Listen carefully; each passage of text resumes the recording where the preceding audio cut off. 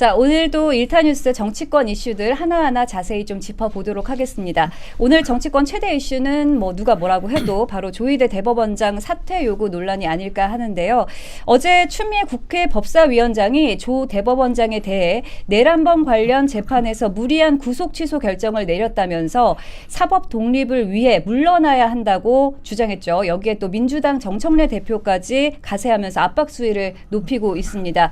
여기에 오늘 대통령실에서도 국민적 요구가 있다면 돌이켜봐야 한다고 밝혔는데요. 그런데 여기서 좀 짚어봐야 할 것이 국민이 과연 누구를 뜻하는 건지 이걸 한번 좀 짚어봐야 할 의문이 생길 수밖에 없습니다. 사실 이 개딸들이라고 불리는 강성 지지층이 요구한 것이 조희대 사퇴 및 또 내란 재판부 회부잖아요.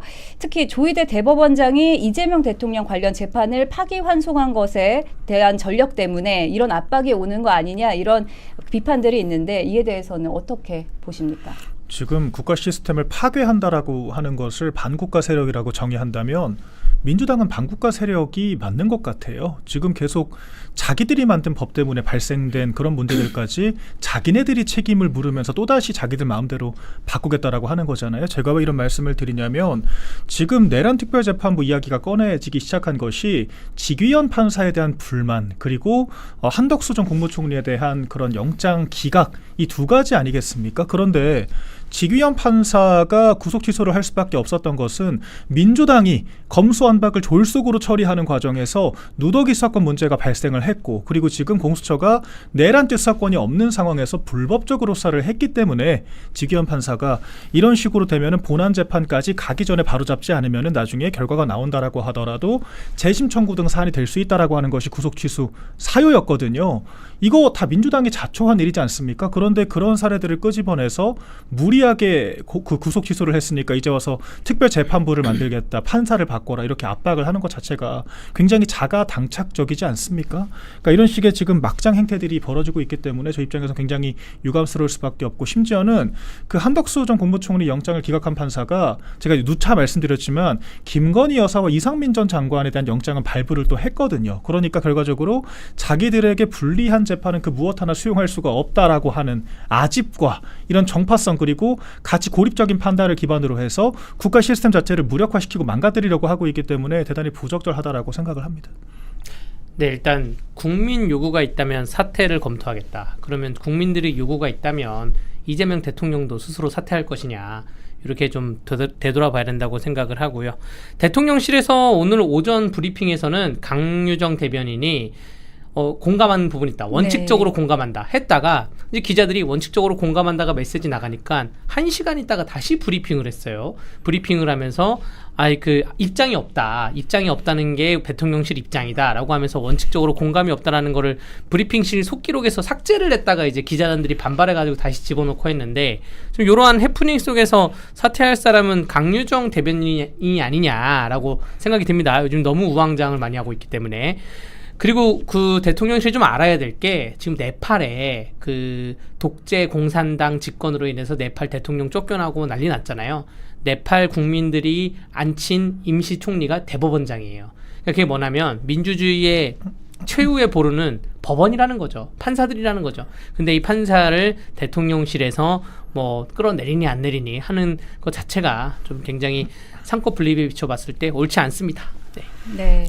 그 대변인님으로서는 오늘 그 대통령실 대변인의 발언 어떻게 보셨나요? 제가 강유정 대변인의 부적절한 브리핑을 이미 몇 차례 좀 지적을 드렸었거든요. 제가 봤을 때 지금까지 제가 본 역대 모든 대통령실 대변인을 통틀어서 가장 실력이 없다. 그리고 되게 그 좀 사리분별을 잘 못한다라고 제가 좀 말씀을 드리고 싶습니다. 일단 제가 처음에 좀 생각나는 것이 지금 그 부동산 대책을 기습적으로 발표를 했을 때 그때도 강유정 대변인이 그랬거든요. 우린 몰랐다. 업무 보고를 받은 적이 없다. 그리고 이것이 금융위 관할인데 그 대출이라고 하는 것은 금융 관련 서관이기 때문에 기재부가 아니라 금융위가 담당을 하거든요. 그런데 기재부를 언급을 하면서 업무 보고를 받지 못했다. 이런 식의 브리핑을 했거든요. 정말 총체적으로 잘못된 브리핑이었죠. 업무 소관도 모르고 대통령이 업무 보고를 받지 않았다라고 부처를 또 폄훼하고 대통령실이 업무 파악도 못하고 있었다라고 하는 자백까지 하고 심지어는 그런 것들을 몰랐고 정부 정책이다.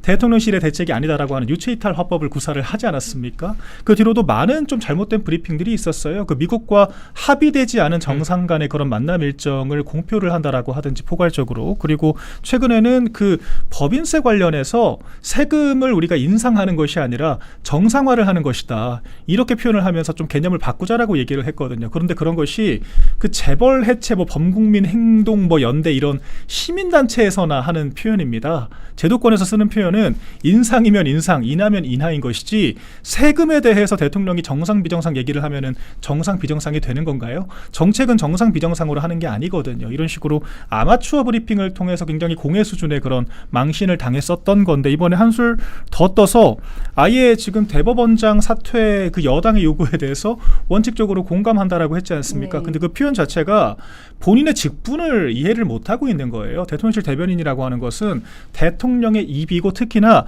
브리핑장에서 하는 대통령실 대변인의 발언은 정부 지침으로 작용할 뿐만 아니라 대통령실의 공식 입장이 되는 겁니다. 그러면은 이재명 대통령실은 강유정 대변인의 입을 통해서 대법원장 사퇴를 원칙적으로 공감한다라고 하는 입장을 취하게 된 거거든요. 그런데 대통령실이 대통령을 모시는 비서 집단인 것이고 대통령을 대변하는데, 그러면 행정부의 수장인 대통령이 사법부의 수장인 대법원장을 나가야 한다라고 하는 것에 공감했다라는 말이 되는 거잖아요. 이게 지금 말이 됩니까?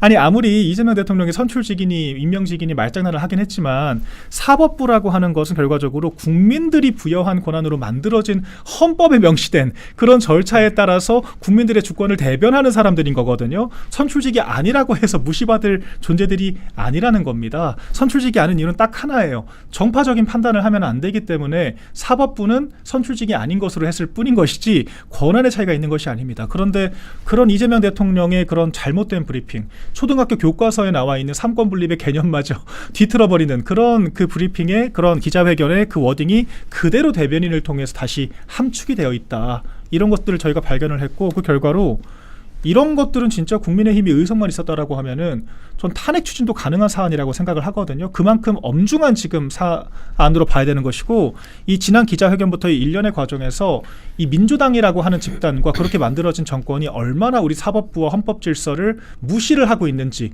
존중하고 있지 않은지를 저희가 적나라하게 보고 있다라고 생각을 합니다. 네, 잘 알겠습니다. 아무래도 또 대변인실에서 우왕좌왕하다 보니까 국민들의 불안감도 그만큼 커질 수밖에 없는 것 같습니다. 좀 짧게만 다시 설명을 드리면, 네. 오전에만 그 브리핑 속기록이 5번 바뀌었어요. 네. 근데 대변인이 표현 하나, 심지어는 서면 때는 띄어쓰기 하나까지 지금 신경을 써야 하는, 섬세하게 접근을 해야 되는 위치이기 때문에 이런 식으로 일하는 케이스를 본 적이 없거든요. 심지어는 주제가 지금 다른 것도 아니고 대법원장 사퇴에 대한 건데, 처음에는 제가 그대로 읽어드리겠습니다. 8시 50분 일자 브리핑에서는 아직 저희가 특별한 일정이 있는 것은 아니지만 그런 시대적인 국민적인 요구가 있다면, 한편으로는 임명된 권한으로서는 그 요구에 대한 개연성과 이유에 대해서 좀 돌이켜봐야 할 필요가 있지 않나라는 점에서는 아주 원칙적으로 공감, 이렇게 정확하게 표현을 했거든요. 그런데 이거를 10시 10분에 두 번째 이제 바꿔서는 발언의 앞뒤 맥락을 자른 채 브리핑의 취지를 오독한 것이자 오보라고 이야기를 하면서 레거시 미디어에게 책임을 전가를 했고요. 결과적으로 마지막 브리핑에서도 결과적으로 동업 반복이에요. 그러니까 좀 더 지켜봐야 될 필요가 있지 않나라고 하는 점에서는 아주 원칙적으로 공감한다. 근데 결과적으로는 공감을 한다라고 하는 것이고, 행정부의 수장이라고 하는 사람의 입에서 나온 것이 대법원장 사퇴해야 되는 거 아니냐라고 하는 거 아니겠습니까? 네. 그러니까 굉장히 부적절한 처사였다라고 봐야 합니다. 그 아직 원칙적으로 공감한다는 말이 이재명 대통령 머릿속에 있는 생각이겠죠. 그 대통령과의 100일 취임 100일 기자 간담회에서 뭐 권력은 뭐 상권 분립이 동일하지 않고 권력에도 우열 순위가 있다, 이런 식으로 말을 하지 않았습니까? 우선순위가 있다. 그러면서 뭐 대법원은 본인들 권력보다는 낮은 권력이다 라고 말을 했기 때문에 강유정 대변인도 이렇게 아주 공감을 한다라고 얘기를 한 것으로 보여집니다. 근데 결국 강유정 대변인 머릿속에는 이재명 대통령에 대한 배드캅 국갑 작전에서 이재명 대통령은 국합만, 국회가 배드캅만, 어떠한 국민적인 뭐 토론이 있고 논란이 있는 상황에서 이재명은 좋은 일만, 이렇게 하려고 머릿속에 하다 보니까 다시 와서 그걸 뜯어고치려다가 더 큰 사고가 발생했는데, 대통령이라는 자리는 무조건 좋은 말만 들어서는 안 되는 자리입니다. 가령 노무현 대통령이 지금 국민들에게 칭송받는 이유는 본인 지지 세력을 등 돌리서라도 이라크 파병을 했던가, 이런 부분이 있었고요. 이명박 대통령도 사실 서울시장 당시에 서울시 버스 뜯어고칠 때 굉장히 많이 반대에 부딪혔는데 그냥 밀고 나간 게 있고, 윤석열 대통령 같은 경우에도 그 의료 그 의대 정원 확대하는 문제에 대해서도 많은 국민들이 반대를 했지만 본인이 생각하기에는 이게 전문가들하고 머리를 맞대봤을 때 대한민국 국민들에게는 의대 정원 확대가 낫다라는 신념으로 간 것이고, 지금 이재명 대통령은 너무 애매모호한 입장에서 본인은 좋은 역할만 차지하려고 하는 거예요. 그러면서 나쁜 거는 다 정청래, 추미애 등등 국회로만 넘기려고 하는데 정치 그렇게 해서는 안 된다고 말씀드리고 싶습니다. 네, 아무래도 이번 대통령실의 조희대 사태 발언에 대해서 우리 법원 내부와 법조계에서도 또 강한 비판과 우려의 목소리가 나오고 있어요. 네. 또 법조인으로서 어떻게 보십니까? 법조계는 우려도 있고 어이가 없죠. 그러니까 약간 정말로 어이가 없는 건데, 이 어이가 없는 현상이 설마 이럴까 하는 현상이 계속되고 있기 때문에 지금 민주당이 정청래와 추미애를 밑밥을 깔면서 대통령실에서도 원칙적으로 공감한다 하면서 이제 지지체들에 모아가면서 뭐 추석 기점으로 해가지고 얘기를 나눠보겠죠. 그러면서 실제로 그 정말로 조희대 대법원장을 자진 사퇴 형식으로 끌어내려고 하지 않을까 생각이 되고요. 그 이유는 2029년까지가 조희대 대법원장 임기예요. 그렇기 때문에 탄핵은 안 됩니다. 이 조희대 대법원장이 있었던 재판을 빨리 하고 뭐 늦게 하고 뭐 이러한 사유가 탄핵 사유로 전혀 될 수가 없기 때문에 탄핵은 어차피 못하니 정치적인 공세를 압박을 해가지고 조희대 대법원장이나 그 주변 사람들을 공격을 해서 스스로 사퇴하게 만드는 게 아마 민주당의 목적일 것 같은데, 근데 조희대 대법원장께서는 좀 그 많은 법조계 후배들이 조희대 대법원장을 지지하고 있으니까 버텨주십사 말씀드립니다. 아마 민주당이 그 지금 이재명 대통령 파기환송심이 조속하게 시행된 것에 대해서 이것이 민주당의 후보 교체를 하려고 시도를 했다라고 정청래 대표는 표현을 하고 있거든요. 그러니까 이런 것들이 일종의 작당 모의 아니었냐, 그러니까 뭐 윤 전 대통령 등과 소통을 했던 거 아니냐, 이런 음모론을 민주당이 제기를 하고 있는데, 그런 식으로 아마 압박을 계속해서 들어올 겁니다. 그런데 이건 말을 좀 바로 해야죠. 원래 633 원칙에 따르면은 진작 2023년 4년경에 결론이 났어야 할 사건이 2025년까지 질질 끌린 것 자체가 정의가 지연된 것이고, 그 과정에서 민주당이 사실상 이재명 대통령 개인의 로펌 역할을 하면서 부적절하게 재판 지연 전략을 펼친 측면들이 분명히 있거든요. 그렇기 때문에 더 엄밀하게 표현을 하자면 조희대 대법원장이 후보를 바꾸려고 한 것이 아니라 애초에 후보 깜냥도 안 되는 5개 재판 리스크를 가지고 있는 그런 피고인을 후보로 세운 민주당이 잘못을 한 것이죠. 근데 그런 부분들을 얼렁뚱땅 프레임을 뒤집어서 이런 식으로 조희대 대법원장을 압박을 하고 있거든요. 그 지규현 판사를 압박하기 위해서 룸살롱 사진이라고 엉뚱한 사진까지 끌고 들어와가지고 그렇게 인격적인 공격을 하지 않습니까? 그런 게 이제 민주당의 지금까지 우리가 봐왔던 태도기 때문에 어떤 방식으로 공격할지 저희가 예측이 가능하지가 않거든요. 조희대 대법원장께서 정말 경건하게 버텨야 되고, 사법부가 지금 최후의 보루가 되어주지 못하면 이 사법부 자체를 비선출직이라고 하는 이유로 이렇게 멸시를 하고 입법부의 제재를 받아야 한다라고 한 얘기까지 하는 이 무도한 세력에게 정말 대한민국의 법치 질서가 유린당할 수밖에 없다. 이런 부분들을 저희가 명심을 해야 합니다. 네, 안 그래도 말씀하셨듯이 자진 사퇴에 대해서 얘기를 해주셨는데, 오늘 국회 법사위 소속인 서영교 더불어민주당 의원이 조희대 대법원장이 자진해서 사퇴하지 않는다면 탄핵돼야 한다고까지 얘기를 했습니다. 조 대법원장을 공격한 데 이어 탄핵까지 언급한 건데요. 이에 대해서는 어떻게 생각하십니까? 그 대한민국 법조계에 우리 또 국민들이 선출한 국회의원분들이 뭐 판사에 대해서 또 법에 대해서 법사위 위원분들이 왈가왈부하는 거는 제가 공감하는데, 적어도 서영교 의원은 법사위에 없었으면 좋겠어요. 적어도 서영교 의원은 이 법원이 돌아가는 구조에 대해서 말을 안 했으면 좋겠는 게, 이분 재판 청탁 의혹을 갖고 있거든요. 국회의원 그 한 회기가 300명이고 지금 아마 한 20대 국회의원까지 왔으니까 한 6,000명의 국회의원들 중에서 오로지 이분 한 분만 재판 청탁 의혹을 받고 있어요. 본인 지인의 아들이 사건에 대해서 그게 뭐 성범죄 사건인데 조금 더 경미한 그 죄명으로 해달라 라는 그런 의혹을 받고 있고, 이게 수면 위로 보도까지 된 상황입니다. 그런데 본인께서 법원을 가지고 손가락질하고 그럴 자격이 있는가 스스로가 되돌아보셔야죠. 네. 네. 그리고 공수처까지 또 동원해서 조 대법원장에 대해서 서둘러 수사해야 한다, 이렇게 주장을 했습니다. 민주당이 이렇게 조 대법원장의 사퇴에 총력전을 펴고 있는 이유 다시 한번 좀 설명을 해주시겠습니까? 네, 그러니까 지금 안 그래도 방금 좀 이게 돌고 있는 찌라시 같은 게 있는데, 그러니까 대략적으로 이런 내용이에요.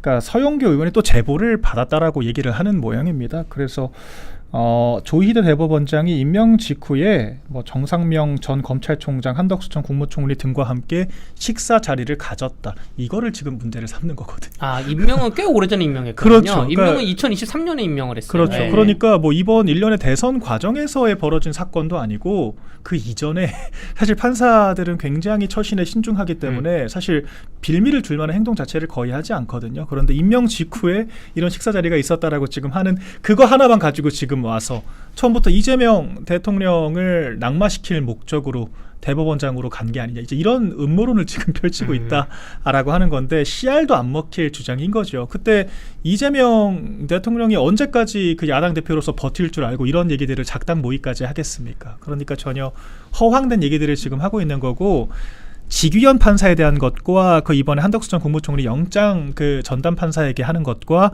지금 대법원장에게 하는 것 모두 다 적확한 근거라고는 찾아볼 수가 없습니다. 그저 일부 인내심조차 없어서 한두 가지의 그런 판결이 자기들에게 마음에 들지 않는다라고 하면은 무작정적으로 끌어내리겠다라고 하고 있는 그 떼쓰는 어린아이 같은 것이 지금 민주당의 행태인 거거든요. 근데 이게 딱 그 개딸들의 인식 수준과 맞닿아 있다라고 하는 것이 참 참담한 지점입니다.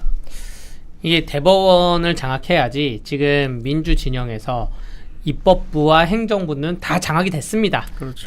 장악이 됐는데 대법원에 대해서는, 또 사법부에 대해서는 완전한 장악이 되지 않았거든요. 이게 사실 그 공산당의 진지 구축 이론이라는 게 있어요.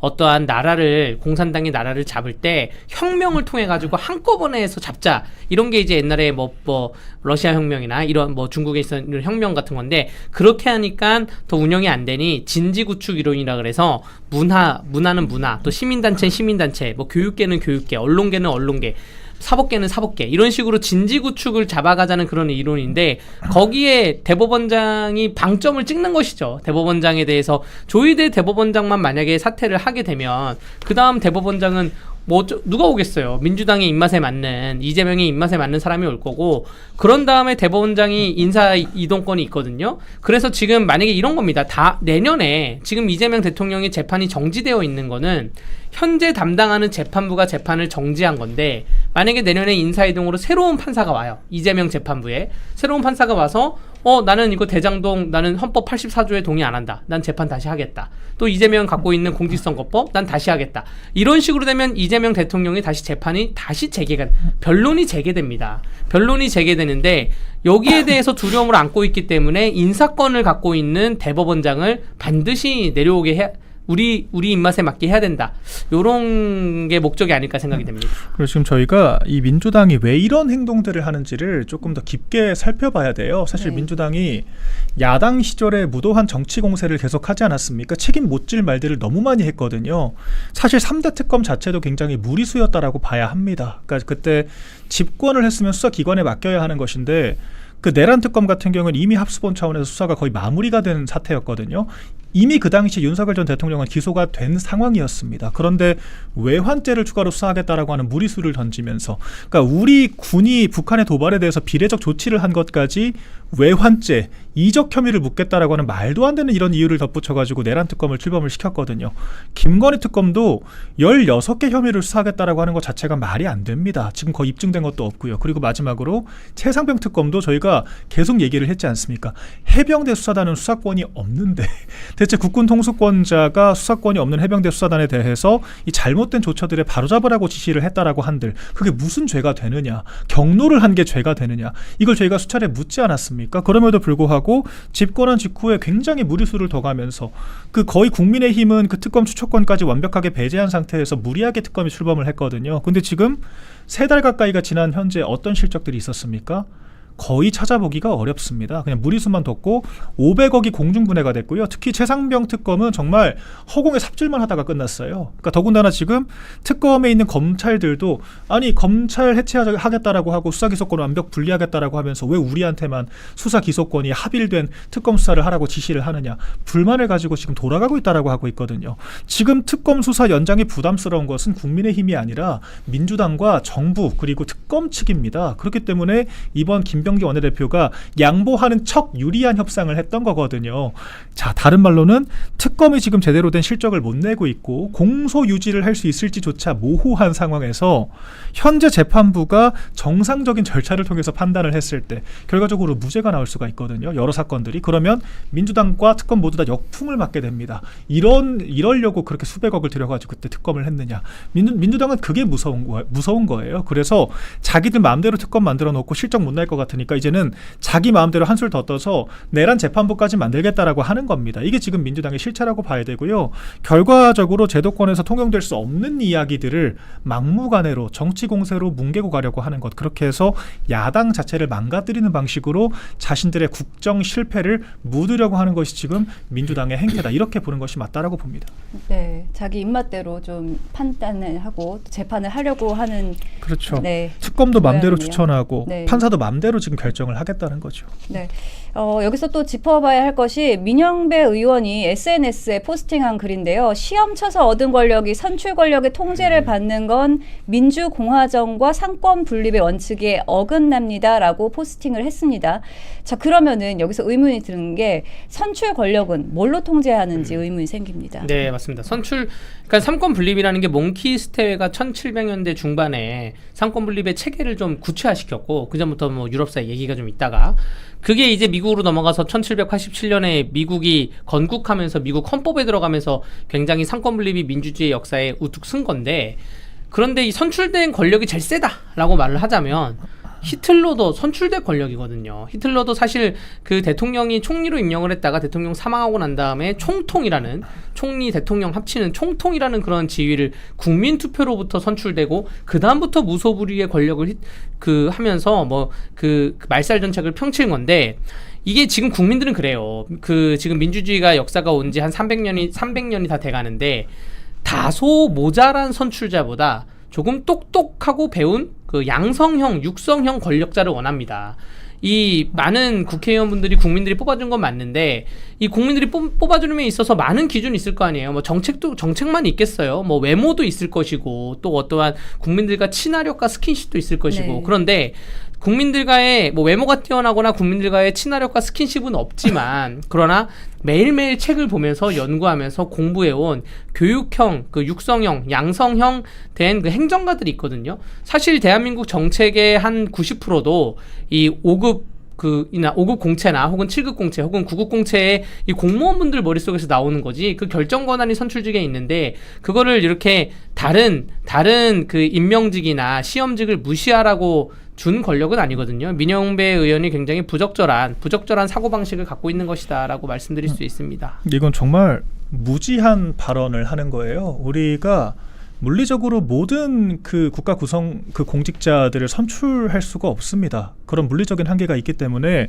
우리 국민들이 부여한 주권자들이 부여한 최고의 이런 원칙의 기준이라고 할 수 있는 헌법에 입각해서 선출된 사람들이 자신의 정통성을 일부 이양을 해주는 개념으로 임명직들이 정통성을 인정을 받는 거거든요. 이를테면은 총리도 선출직이 아니지만 국회 인준을 받는 형태로 해서 정통성을 부여를 받습니다. 그래서 대통령과 입법부의 모두의 그런 정통성을 부여받은 총리가 내각을 총괄하는 것이 우리 국민 주권자들이 선택한 헌법 정신이라고 하는 겁니다. 그리고 지금 법원 같은 경우에는 제가 아까도 말씀드렸듯이 선출직일 수가 없는 게 선출이 됐다라고 하는 것은 정파성을 가지고 있다라고 하는 거거든요. 특정 정당에 소속돼서 나와야 하는 것이고 그러다 보면은 사법부의 어떤 독립성과 재판의 공정성을 기하기보다는 특정 정파의 이득만을 생각을 할 수밖에 없게 됩니다. 심지어는 임명직으로 들어가 있는 헌법재판관들마저도 우리 법연구회들이 장악하고 있다라고 할 정도로 정파성에 대한 우려가 제기가 되고 있는데 막말로 헌법재판관들, 대법관들 선출직으로 뽑는다라고 하면 상상을 해보십시오. 어떤 일들이 펼쳐지겠습니까? 그러니까 9명의 헌법재판관 5대4로 나눠가지고 누가 이기냐 누가 과반 차지하느냐에 따라서 헌법 질서가 좌지우지되는 이런 상황이 바람직하다라고 볼 수 있겠습니까? 그렇기 때문에 우리가 법관들을 선출직으로 하지 않는 것이고 심제 혹은 헌법소원 등의 여러 절차들을 거쳐서 일부 발생할 수도 있는 정파성과 불공정 문제들을 보완하도록 되어 있는 굉장히 완결성이 있는 시스템과 제도가 바로 우리나라의 권력 구조인 거예요. 그런데 이런 것들을 얼렁뚱땅 나는 투표로 됐고 당신들은 시험으로 왔으니까 나보다 낮은 존재다? 어떻게 이런 오만방자한 생각을 할 수가 있습니까? 심지어는 그 선택이라고 하는 것도 본인들 선출직들 개개인이 오로지 자기가 잘나서 된 게 아니에요. 당의 간판을 달고 양당제라고 하는 우리나라 정당 정치의 특수한 환경들 때문에 어부지리로 선출직 되는 사람들도 많습니다. 근데 그런 사람들이 아무튼 나는 선출직이니까 우위에 있다라고 말하는 것이 과연 국민들께 납득이 되겠습니까? 그러니까 이것은 원칙적으로도 맞지 않는 이야기들을 하는 것이고 자기들의 어떤 그런 현재 상황에 대해서 객관화가 안 되는 것이다. 심지어 민영배 의원도 판사 출신이에요. 어떻게 이런 얘기들을 할 수가 있겠는가. 굉장히 실망스럽고 이런 식으로 민주당이 국가 질서를 유린하기 시작하면 결과적으로 국민들께 심판을 받을 수밖에 없다라고 저는 생각을 합니다. 잠깐 정정하자면 민형배 의원 제가 아는 여기 그 민형배 의원이면 판사는 아니고 언론사 하다가 뭐 행정관 가다가 다른 사람 다른 사람일 네, 겁니다. 알겠습니다. 아마 판사 출신이면 그런 얘기를 못할 것 네, 같아요. 예. 이거 그렇죠. 그냥 네. 그 어중이 떠중이 계시다가 의원 되셨으니까 지역 그 좋은 지역구 받아가지고 광주 광산구이거든요. 민주당 공천 받으면 바로 당선되는 지역구이긴 한데 그렇기 때문에 이렇게 가볍게 말씀할 수 있는 게 아닌가. 네. 오만방자하다 말씀드리겠습니다. 네.